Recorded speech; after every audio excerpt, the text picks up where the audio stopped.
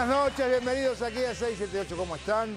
Les voy a pasar a presentar al equipo que me acompaña esta noche. Por este lado, un Edgardo Moca, una Sandra Russo, muy buenas noches. Buenas noches. Un José Orlando Barone, una Cintia García, bienvenida. Buenas noches. Y lo tenemos hoy como invitado al señor Sergio de Piero, que es politólogo, es profesor titular de la Universidad Nacional Arturo Jaureche, investigador en Flaxo, donde se especializa en políticas públicas. Así que lo vamos a tener charlando sobre estas cosas. Un placer. Gracias, de Piero igual. Vamos al primero de nuestros informes que hace que nos preguntemos si volvieron otra vez los trencitos chocadores de la oposición. A ver. Denuncias de sabotaje ferroviario a horas del paro opositor, de la presentación de nuevos trenes y a días del cierre de listas. Accidente ferroviario en las cercanías de la estación de Temperley. Dos formaciones que chocaron de frente, una que iba con pasajeros, aparentemente es la que salía. Siniestro que, como ustedes saben, ocurrió 21:30, precisamente en la estación Temperley, en la misma que hoy yo a las 10 de la mañana iba a estar asistiendo para poner en marcha el proceso de recambio de unidades.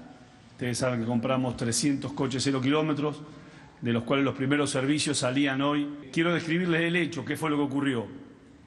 A las 21:30, el tren 2277, a cargo del motorman Diego Sánchez, con 8 años de antigüedad, en servicio del ayudante Nicolás Navarro, inicia la marcha del tren con todas las señales en rojo.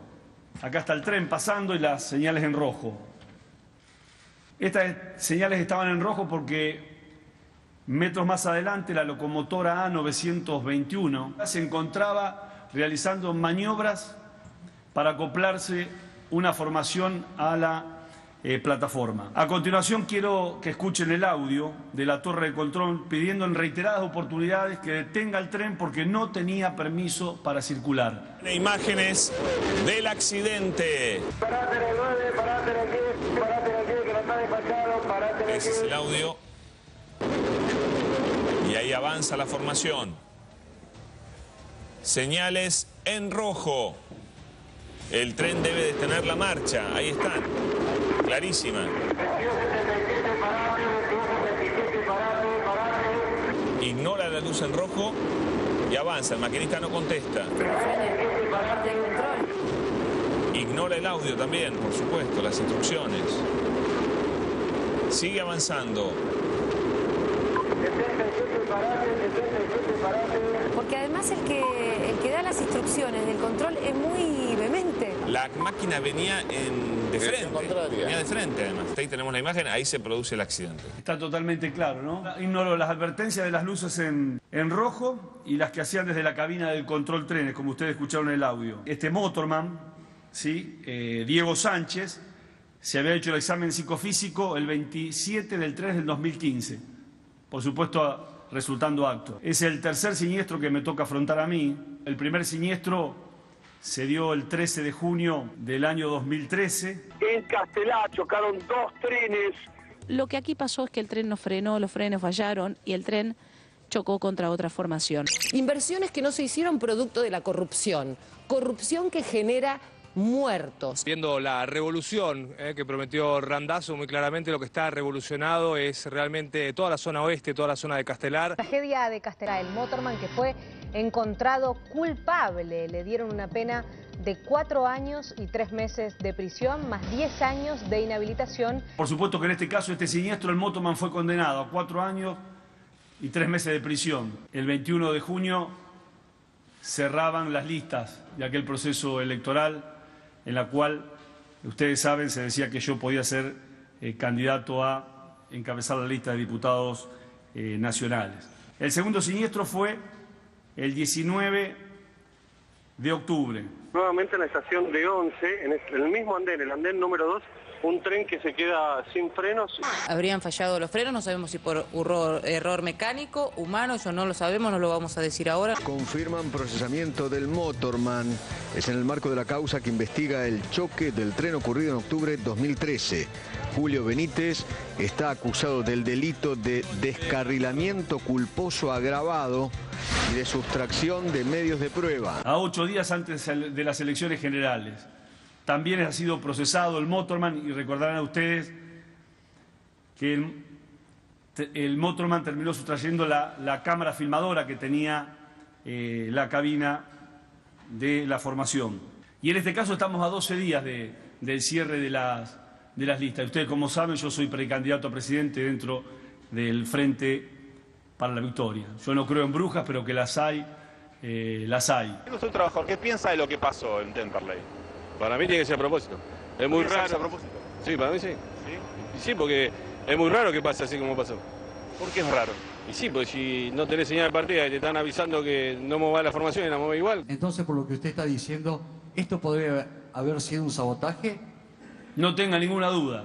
Esto podría pasar nuevamente en cualquier otra línea.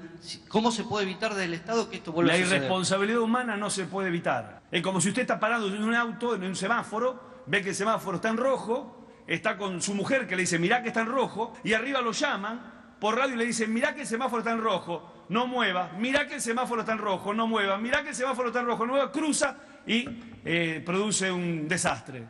¿Cómo se puede evitar eso? Y a su vez le hicimos el examen psicofísico y le hicimos el examen de alcoholemia antes que agarre el auto. Explíqueme, a ver. Usted tuvo varios enfrentamientos con los gremios. ¿Los gremios están atrás de esto? Mire, me cuesta creer que no esté el gremio de la fraternidad, por ejemplo, que ha impedido cuanto transformación quisimos llevar adelante. Me cuesta realmente porque es uno de los gremios aparte que por otra parte ha convocado al paro general de mañana, reclamando, diríamos, la baja de impuestos a las ganancias sobre los Motorman que en promedio cobran 25.000 pesos sin el aumento. ¿Cómo solucionamos el problema que es el impuesto al trabajo? Nosotros directamente el impuesto al trabajo no lo queremos pagar más, no pagar nada. Nosotros directamente el impuesto al trabajo no lo queremos pagar más, no pagar nada, ni que nos suban la cuarta categoría ni nada por el estilo, porque creemos que es un impuesto injusto, ¿no?, a alguien que trabaja.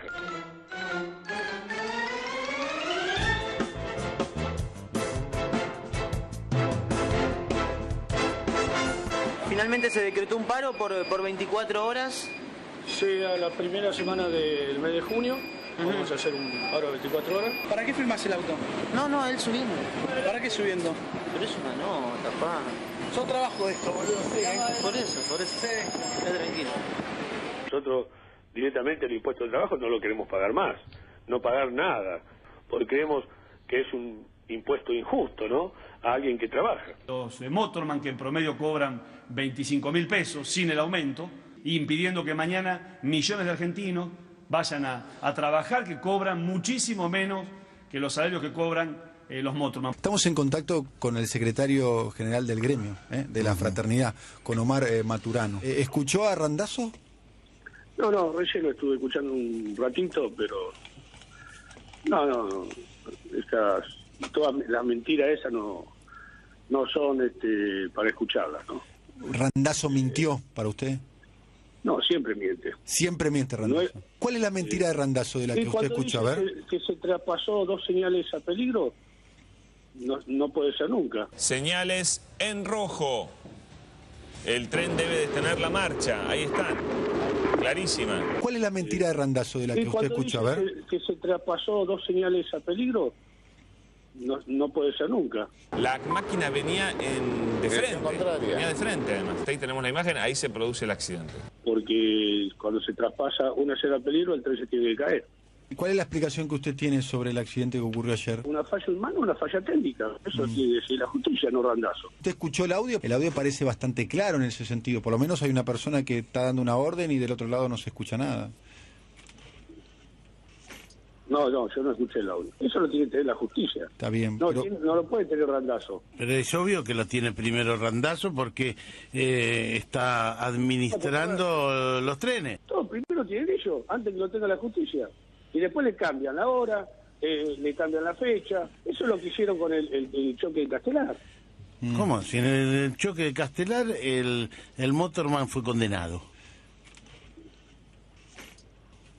No, fue condenado, pero está la Cámara. Digo, en el choque de Castelar hubo un fiscal que dictaminó, un juez que dictaminó y un juicio oral en el cual jueces dictaminaron.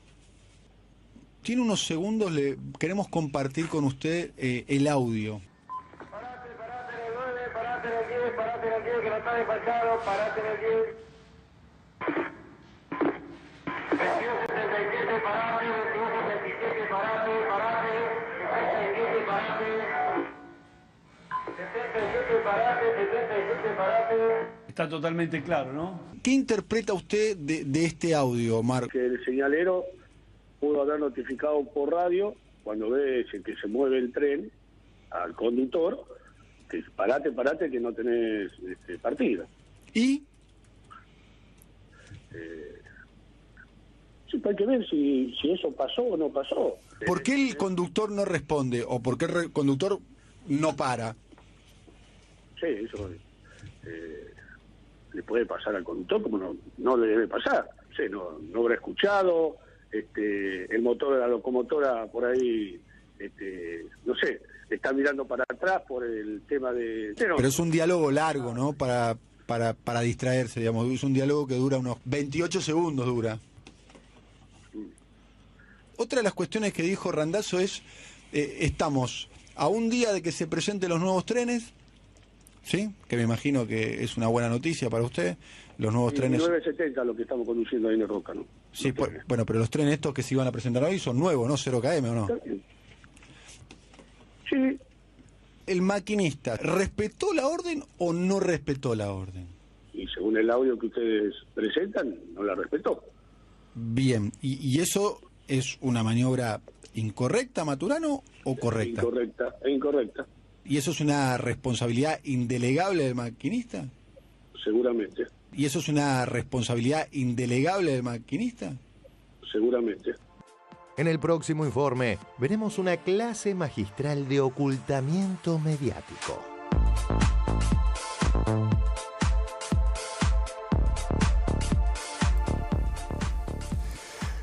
Bueno, muy bien.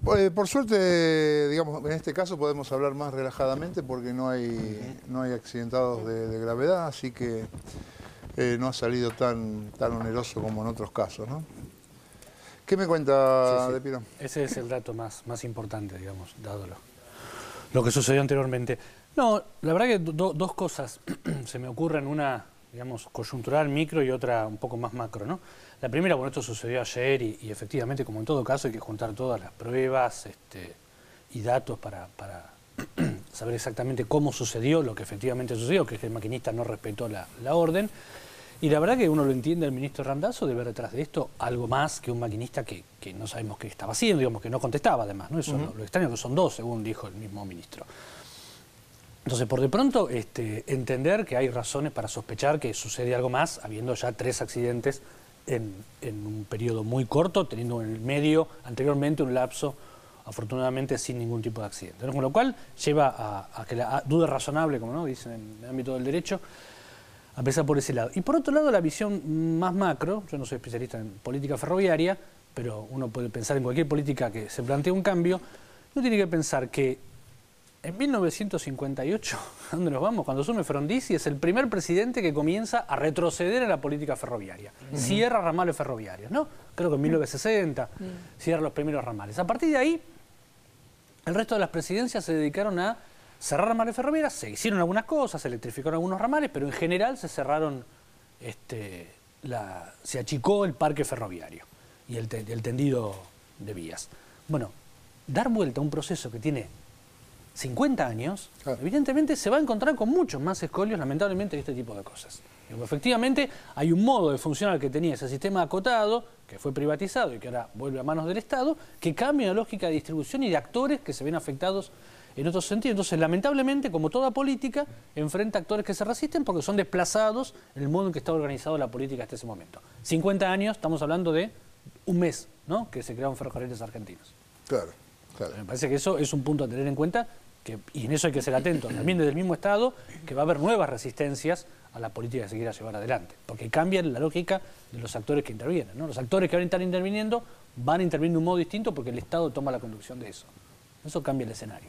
Claro. Y uno cuando lo escucha a Randazzo acusar a la fraternidad y por ahí podría pensar, bueno, qué audaz o qué riesgo toma. de acusar así tan rápido, pero después lo escucha Maturano y uno dice, no, claro, está bien, está claro, ¿no? ¿O no? Sí. Yo creo que de todas maneras, yo tomo el enfoque que daba Sergio en el sentido de que no nos cabe a nosotros dar por definida una cuestión que tiene que resolver la justicia. Lo que sí podemos hablar y tenemos derecho y hasta una obligación de hablar es del aspecto político. Efectivamente, como decía Sergio, con el plan Larkin a fines de la década del 50 se empezó un proceso de destrucción de los ferrocarriles que se remató con el famoso dicho de Menem, ramal que para, ramal que cierra en la década del 90. Perdón, explícalo un poquito, porque es un plan, ¿no? Es un plan aconsejado por los organismos internacionales y aconsejado por los grandes grupos financieros y con beneficiarios muy directos. La flota de camiones que existe en la República Argentina y la presencia de los camiones en las rutas del país, para cualquiera que viaje por el interior del país, no tienen relación en ninguna otra parte del mundo. No son solamente los camiones y los camioneros, hay muchísimos negocios con empresas de transporte automotor, con el neumático. Hay una coalición antiferroviaria que durante muchos años se basó en una especie de ideología de que el tren, nada menos que en un país con la extensión que tiene la Argentina, es un transporte viejo, corresponde a otra etapa del país, y eso hace perder mucha plata al país, mucha plata, y además afecta cuestiones de la seguridad, del estado de las rutas y del estado y del medio ambiente. Todo eso a favor de que un grupo de gente, que son más o menos siempre los mismos, se llene de plata. Entonces, cuando uno mira al otro lado del mostrador, el lado de la dirigencia sindical, uno se pregunta, durante todas estas décadas, no se pudo hacer nada desde el movimiento obrero específico, desde el gremio que tiene que defender los intereses de los trabajadores. Fueron despedidos miles de trabajadores ferroviarios en esta saga que estamos comentando. Y llegamos al punto que, como efectivamente decís vos, uno lo escucha a Maturano y la sospecha llega a un pico de casi de certeza, porque el tipo ni siquiera esboza una voz de aliento y de alegría porque vienen trenes nuevos. Más bien parece amargado por la presencia de los trenes nuevos y primero dice que no tiene nada que hacer Randazzo ahí, cosa que no es cierta porque hay una empresa que administra y que tiene los recursos para controlar y es la primera responsable de un accidente, el primer responsable es la empresa. Entonces, que el ministro que está en el área se encargue de dar explicaciones, de averiguar y de dar primeras comprobaciones de lo que ocurrió, que después tendrán que ser chequeadas, me parece que es muy valioso y muy valiente la cuestión de no ocultar algo que cualquiera que analiza las cosas se da cuenta de la extraordinaria el extraordinario ensamble entre los accidentes ferroviarios y las situaciones político-electorales. Eso llama mucho cuando se da 3 veces, llama mucho la atención. 3 veces. Sí, bueno, en la estación de Temperley, hoy a las 10 de la mañana, Randazzo iba a inaugurar o a lanzar los nuevos trenes, que por otra parte, esa era la noticia de hoy. Hoy hubiésemos tenido que tener una buena noticia. Yo vi una nota sobre la opinión de los pasajeros de los nuevos trenes del Roca, y la verdad que era maravilloso. La gente bajaba, sacaban fotos de los vagones, había testimonios no solo de gente, de trabajadores que pagan los 3 pesos que cuesta el viaje y reciben un servicio absolutamente confortable, sino también gente que tiene, de otros sectores, que tiene el auto pero los deja en la provincia de Buenos Aires y se aligera el tránsito en la ciudad de Buenos Aires porque ahora viajar ahí está bueno. Esa era la noticia de hoy. Entonces, que por tercera vez haya un accidente de este tipo, un dirigente gremial, que es inentendible, digamos, a veces uno no sabe si se hace o si es Maturano, porque no se hace cargo de que son los trabajadores que él representa, los que están involucrados en accidentes que por casualidad no arrojaron muertos esta vez, y parece, yo no sabe, no contesta. Y el nivel de discurso que tiene realmente es absoluta, pero al mismo tiempo uno dice, puede ser tan obvio, porque al final terminan victimizando a Randazzo, si esto termina como las veces anteriores. Sí, claro. ¿Cintia? Sí, entre que el tren sale y choca pasan 40 segundos, y con lo cual eso estaría despejando para, digamos, de esto por supuesto que la justicia lo va a determinar, el tema de esta posibilidad de que no hubiera escuchado, que le hubiera pasado algo al maquinista, etcétera. Las pericias están muy, digamos, muy en ciernes, con lo cual se va a despejar, creo que aparentemente rápidamente, esta cuestión de si escuchó o no escuchó.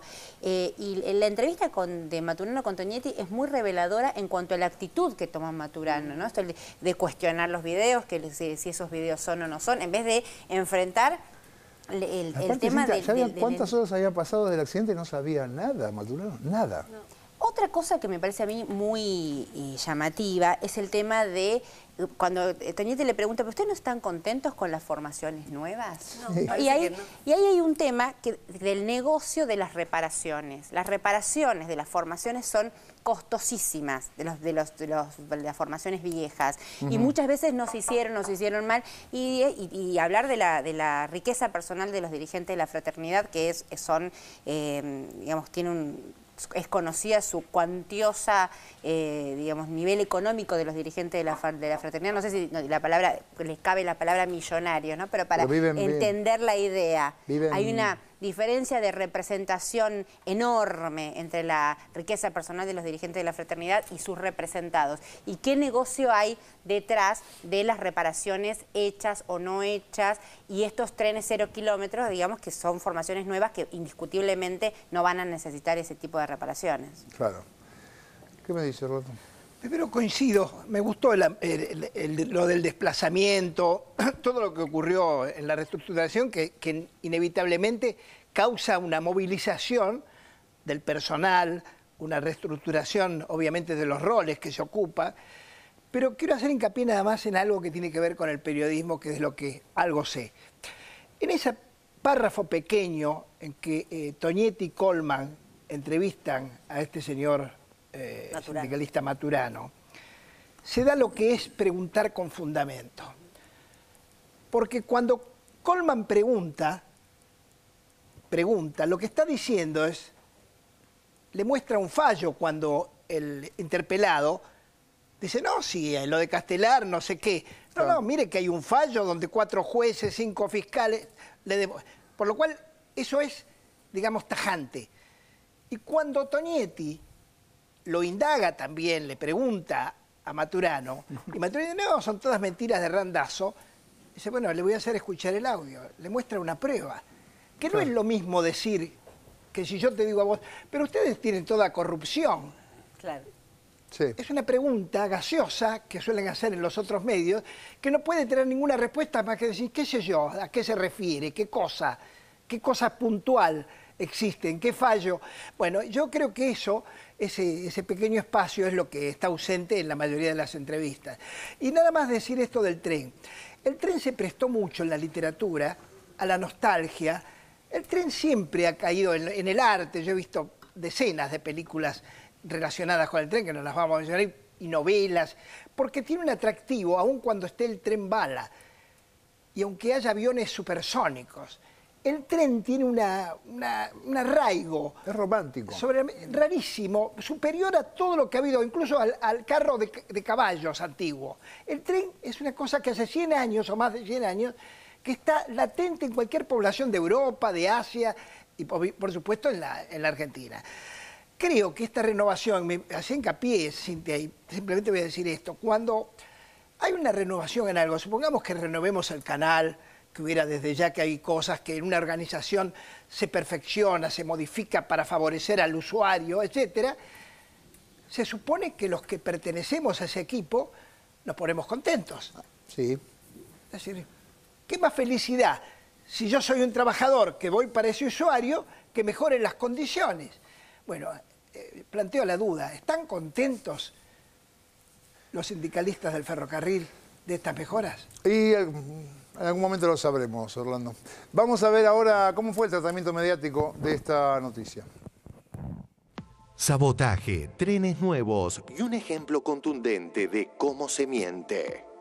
El canal TN, que simula preocupación por cómo viaja la gente, hoy a la mañana fue a la estación de Temperley y habló de los trenes que por allí circulan, ocultando que minutos después de la mentira que intentaban instalar, iban a circular coches 0 kilómetro.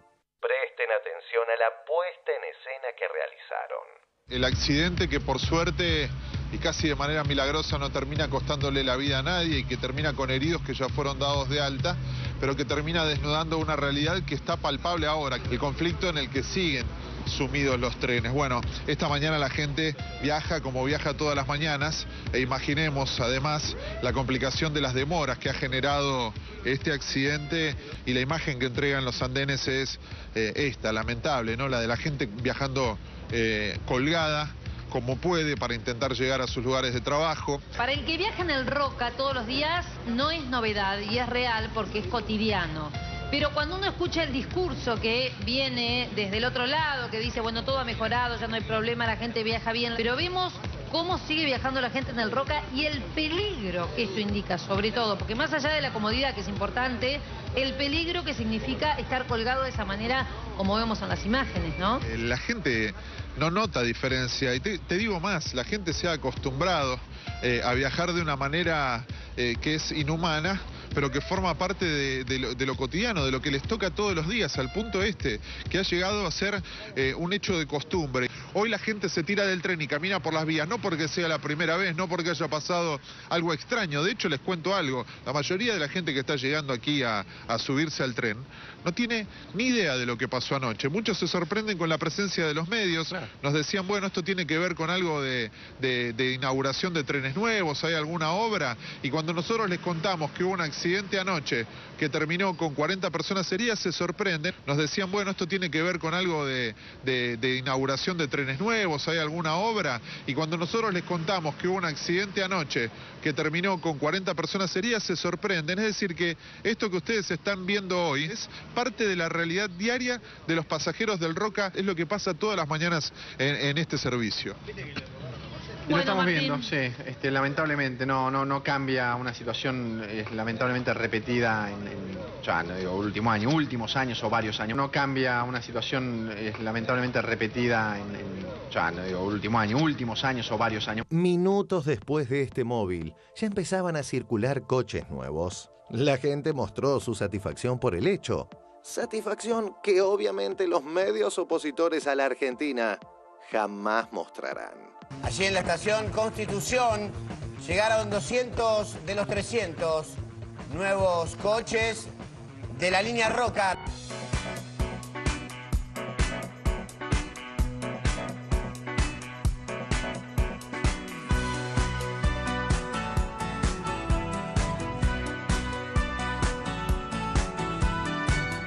¿Viajaron en este tren recién? Sí, salimos exclusivamente a viajar. ¿De dónde son? Somos de Monte Grande, nos fuimos hasta Temperley para poder tomar el tren porque los chicos querían viajar. ¿Viajaron exclusivamente para viajar en estos trenes? Viajar en el tren. ¿Y qué les pareció? Muy emocionados están. Ahora damos una vuelta y volvemos a casa. Salimos de casa para tomar el tren y ellos viajen, porque sabía que hoy se inauguraba. Bueno, y para usted, ¿cuál es la diferencia con estos trenes y los anteriores? Buenísimo. Aparte venimos re cómodos, sentados todos, re lindo. No, la verdad hermoso, espectacular, re cómodos. ¿Los nenes qué dicen? Que estamos re felices porque Ah, bien, están contentos. La emoción que tenían de salir a viajar en el tren, entonces los traje. La gente no nota diferencia, y te digo más, la gente se ha acostumbrado a viajar de una manera que es inhumana. Estoy recontenta verdaderamente, y siempre me acuerdo de un amigo mío que me decía que los países desarrollados no eran aquellos en los que la gente compraba autos, sino en los que la gente podía viajar bien en los transportes públicos. Yo tengo mi auto estacionado en mi casa y estoy viajando en el tren nuevo y estoy re contenta. La gente viajando colgada como puede para intentar llegar a sus lugares de trabajo. La gente estaba re contenta, la gente sacaba fotos, estaba contenta, estaba feliz. La verdad que se vivía en el tren. Lo inauguramos, estamos hablando con mi amiga. Estamos muy contentas. Le vamos a decir a nuestros hijos dentro de 20 años que inauguramos el tren. Hay que cuidarlo, hay que cuidarlo. No cambia una situación lamentablemente repetida ya no digo últimos años o varios años. Muy lindo, muy buen tren, muy cómodo. Aparte, a dar cuenta que venís en un auto. Siempre vengo por el tren, pero esta vez es impresionante. Es un lujo, hay que cuidarlo, la gente, hay que pedir a la gente que lo cuide, porque es muy lindo, viajar cómodo, tranquilo, es impresionante. La gente no nota diferencia, y te digo más, la gente se ha acostumbrado a viajar de una manera que es inhumana. Sigamos con el análisis de la cobertura mediática. En este caso repasaremos la cobertura de los canales de noticias con respecto a la conferencia de Randazzo. TN no transmitió ni un segundo de la misma.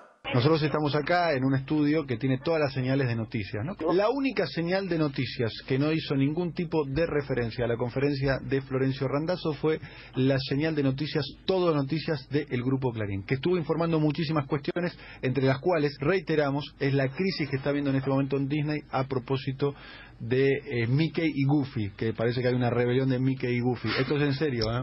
Sorpresiva rebelión de Mickey y Goofy. Los actores que los interpretan en el parque de Orlando piden que les dejen revelar su identidad.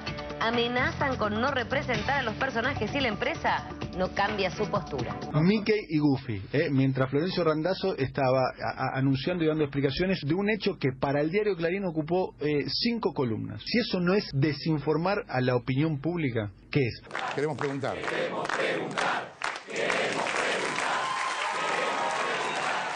América 24 transmitió 5 minutos. C5N transmitió 5 minutos. Canal 26 pasó 11 minutos intercalados con una pausa de 4 minutos. Crónica y CN23 transmitieron la conferencia de Randazzo de manera completa.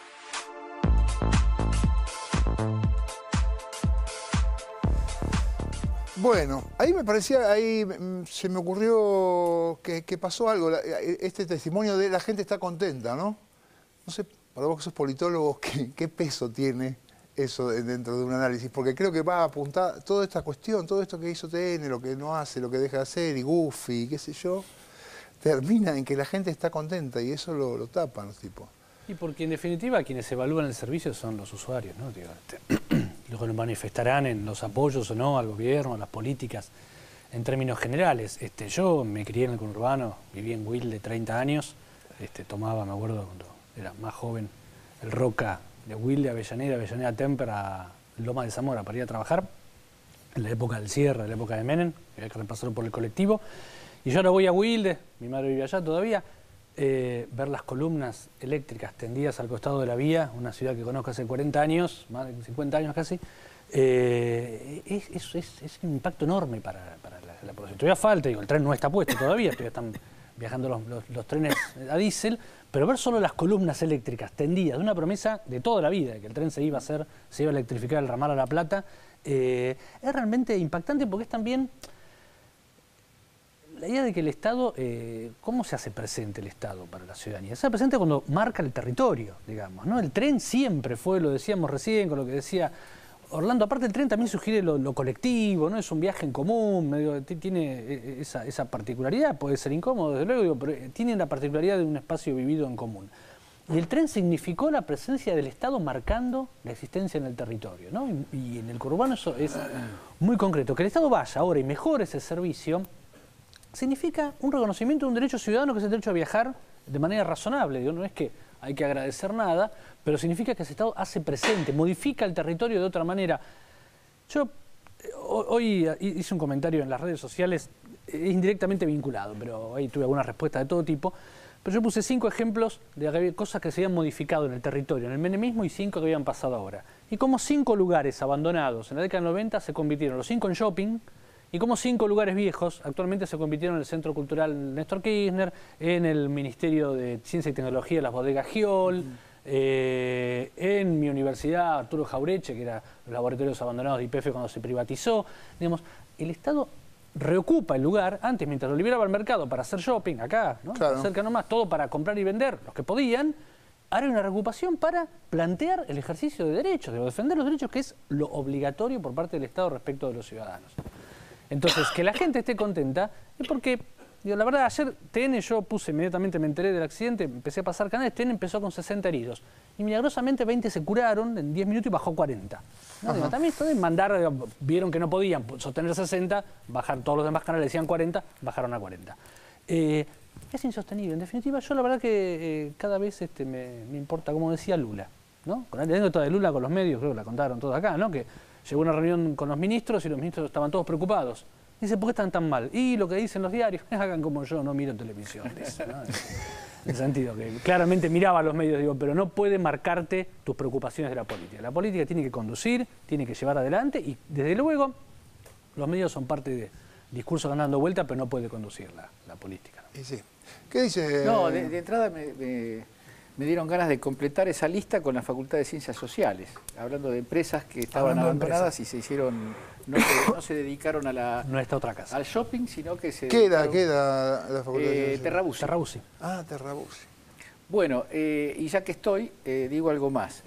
Recién Sandra decía que al final esto termina victimizando a Randazzo, que es lo primero que uno ve cuando ve los argumentos, cuando ve las imágenes, el audio, dice, bueno, pero esto es tan obvio, tan evidente, que se cae por su propio peso. Y sin embargo, después de ver este informe, y sobre todo de enterarme que TN directamente no pasó la voz de Randazzo en la conferencia de prensa, pienso que hay otro mundo que no es el que nosotros vemos. Hay una cantidad de gente que no se entera de esto y eso genera la mala noticia el mismo día que tenía que haber una buena noticia. Y termino con esto. No me extraña lo de TN de no pasar el discurso, la conferencia de prensa de Randazzo.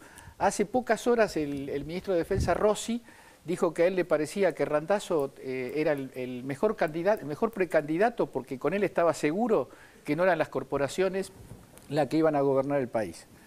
Eso me parece que es suficiente reforzamiento de esta cuestión. Sí, hay mucho, han laburado muchísimo, ¿no? Por tapar, se están renovando los ferrocarriles argentinos. Preguntan por qué tanta cadena nacional. Claro. Después tienen el tupé de preguntar por qué tanta cadena nacional, ¿viste? Porque ellos son como lo que son. Yo me imaginaba recién, cuando veía la infame cobertura de TN, la posibilidad, que es la más sencilla, la de cajón, ayer fue el día de periodista, trenes en el Roca. Bueno, yo soy de Quilmes y el Roca lo conozco de memoria. Trenes eléctricos en el Roca. ¿Vos te imaginás un micrófono de TN extendido hacia gente que inevitablemente va a estar contenta y te va a decir que esto es una buena noticia? Es imposible. Sí. Están haciendo realmente la línea editorial. Yo creo que son rehenes de su propia línea editorial, porque si no, Cristina no tendría la imagen positiva que tiene. Vamos a hacer un corte y después vamos a estar hablando sobre el premio que ha recibido nuestro país de parte de la FAO y cómo acá les cuesta digerirlo, por decirlo de alguna forma. Vamos a hacer un corte y ya venimos. Tenés sitiada toda la ciudad, sos el monito del circo de acá a la vuelta, te transformaste en estos tiempos en Goliat, lucís sin culpa la remera de Guevara y displicencia de entrevero y maldad. Ya te cansaste de tratarnos como idiotas y no mirás por dónde vas. Y la vida va